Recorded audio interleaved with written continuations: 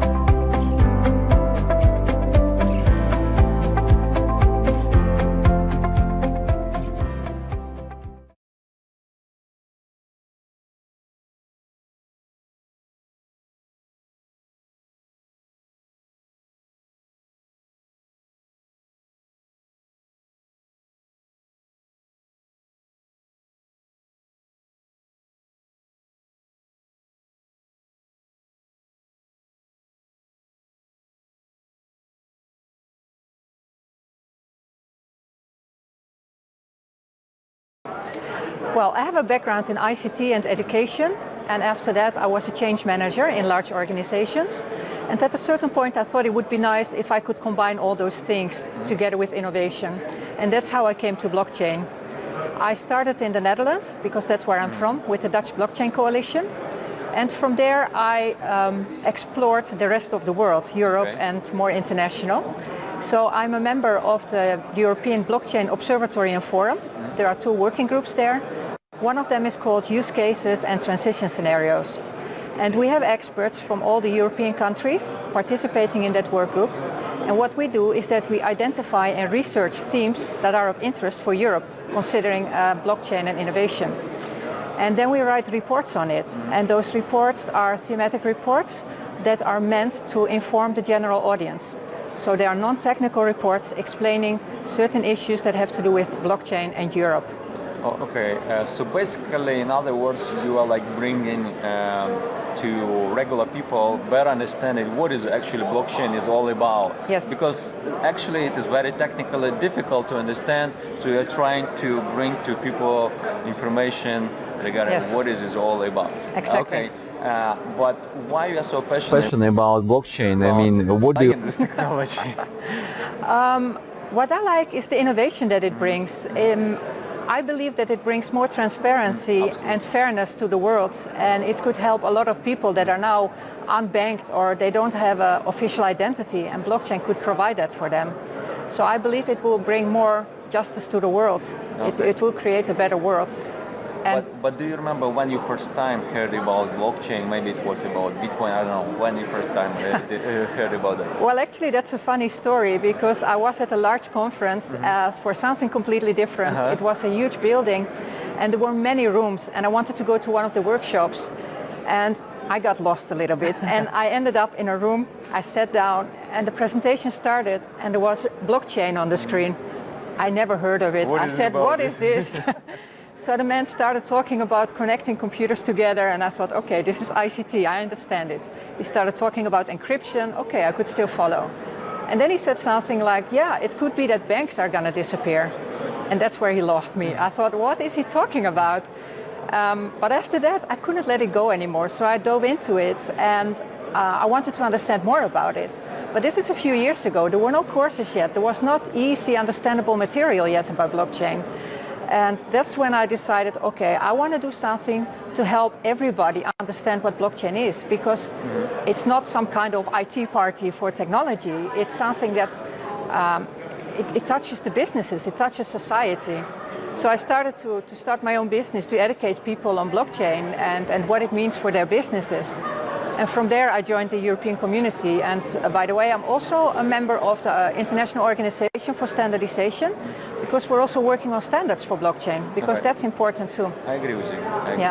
Actually, it's good to see, because our vision, what we are doing is pretty the same, because through our media channels, we are trying to show to all people around the world what is blockchain is about, why it is so cool. So basically, we are doing Yes. the same thing. Yeah. You are more close a little bit to European Commission, and in your opinion about, well, let's talk a little bit about the regulations. I know that you are not responsible for that, but still, in your opinion, when we will see regulations on higher level for blockchain that will be like a standard, when do you think it will be happen? Yeah, that's mass adoption. It's a tricky question because I think it's very hard to say something about that. For example, I'm doing a lot of blockchain training. Right now I'm doing a lot of blockchain training for lawyers. And what I see is that the law sector, the law industry, is one of the industries that has not seen that many innovations. For example, telecom has seen a lot of innovations, banks have seen innovations, but the law industry, there are not that many innovations lately. So I think it's very hard to transform that industry and to see how we can make new regulation about it. But I can tell you that we are currently writing on a report for the European Commission about the legal recognition of blockchains and smart contracts. It's one of the reports that we are writing right now. So we are diving into that, we are researching it, and in the next few months that report will come out. Okay, and last question, maybe like in your opinion, in the next 10 years, the future for blockchain technology, what, in your opinion, what will be from your point of view? I think that as soon as people will understand that blockchain is a lot more than Bitcoin and cryptocurrency, then that's the point where mass adoption will take place. And I think we need really adoption to bring it further. So I still think that education is one of the most important things. Educating everybody, not just technology people, but educating everybody. Making everybody understand what it will mean for their business. And that will bring blockchain further. All right. Thanks a lot, Ms. Yolanda, for your questions and answers. It was glad to see you here, and what you are doing, my big respect, because without this, people will not understand that blockchain technology. Thanks again, and have a nice day.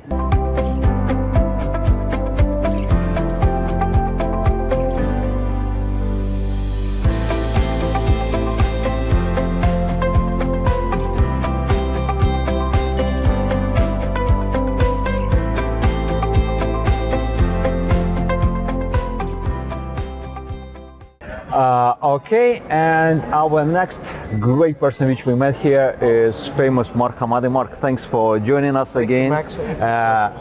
Thanks. I just want to remind you that we met Mark Hamadi at Malta Blockchain Summit. Then he was one of the top judges in our TV show Blockchain Stars. And now we are in Austria, in Vienna. So actually it took us approximately 6 months when we first time met, and now here. What do you think about the last 6 months in blockchain industry? You know, it's very interesting. It's evolved. You know, I think it's matured, the industry, and I think you're seeing a lot of people trying to do some use cases, especially with using the blockchain for transparency and authenticity. And I think that's what's happening. And I think you're seeing it with like Louis Vuitton trying to do the blockchain to where they can track their merchandise, and then allowing even their competitors using it by taking the IP and setting it up in a separate company. So I like where it's going. Okay. You are coming like investor from investment point of view. Maybe what is your opinion about JP Morgan? Because you heard famous story, the news that JP Morgan issued their own coin. What is your opinion about that? Well, I think you know, banks are always against everything. They want to do what they do right, but then when they see somebody else doing something and it works, then they're behind it. So banks are fickle. You know, I always say when you don't need money, banks are ready to loan you money. When you need money, they don't want to loan you. So I'm not surprised. You know, banks have been an institution for hundreds of years. If they see something working, they're going to do it. Until it works, they're going to be against it, behind it, and say it's silly, it's stupid. But then once it works, they'll do it, and they have no shame from that. And I think that's what you're seeing. Actually, you said correctly that during the last 6 months, some big companies adopted blockchain technology. This is from one good point. You also came from right now from Dubai. How is going on blockchain over there? You know, Can you tell us? I think every country says, you know, there's too many people saying we're the first of this and we are this and we are that. But we have to consider the internet, and you're going to have to check on that, but I think the internet took at least 30 years, maybe 60 years to mature. And I think this is the same thing with this. It's going to probably, I'm not going to say it's going to take 30 years. It might actually, but it's going to take at least 10 years to really mature and really see things advance and properly. And I think that's what you're, that's what you're seeing. And everyone's going fast. Everyone wants to say we're the first country to do this. But really, everyone is still young, you know? And I think that's, but I think there's optimism because you're seeing people becoming more mature and you're seeing people taking more time in making their decisions. Yeah, and what is your opinion about, because everybody's waiting in the United States Trade Commission to get their final answer about this technology permission, and they all the time they are trying to delay and delay and delay. What do you think that it will be happening this year, in your opinion? I think even if it happens in this year, it'll always be changed. I mean, it's going to have to be taxed, and it's going to have to sit within the U.S. model. Everything has always been that way, so the convolutedness is always gonna occur. So unfortunately, it's like people talk about decentralized. There's nothing really fully decentralized. Okay. So yeah, I agree with it completely. So I think the U.S. will move forward, but it's never going to be like a Malta or a smaller country, right? Yeah. So no matter what. What do you think about this conference so far? Actually, this is first day only here, so maybe it is not so easy to give a full answer about it. Because tomorrow you're going to be a judge, right? Yes. Also here, like pitch competition. Yeah. Well, I think it's a great setup, great people, great content delivery, and they have it set up in a way where it's very friendly. And I think that's the important thing. It's not too crowded. There's quite a few people, but not too crowded, which makes it easier to move around. Because if it's too crowded, people I think get very antsy, and and there's enough room to move around, relax, and get on people's emails and catch up. So I think it's a good mix and blend, is what I would say. And tomorrow is, as I said, going to be pitch competition, so most likely we will see the winner, and maybe we will take also small feedback from you about the quality of companies which are taken in this competition. Yeah, absolutely. We'll do that. You will say, in general, what is your opinion about it? Yeah, I mean, I'm optimistic that we're going to have some great companies, and that they'll have some great content, and that are going to be doing some great things. It's just a matter of how developed they really are. Yep. All right, Mark, thanks for coming to us, and Thane, it's nice was to see you again, and wishing you good luck.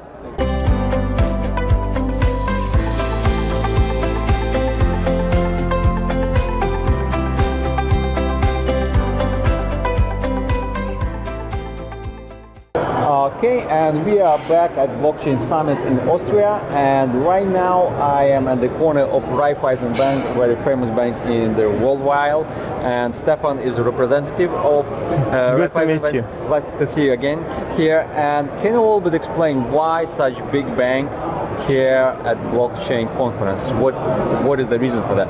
So currently within the banking sector there is a lot of development going on in the field of the blockchain technology.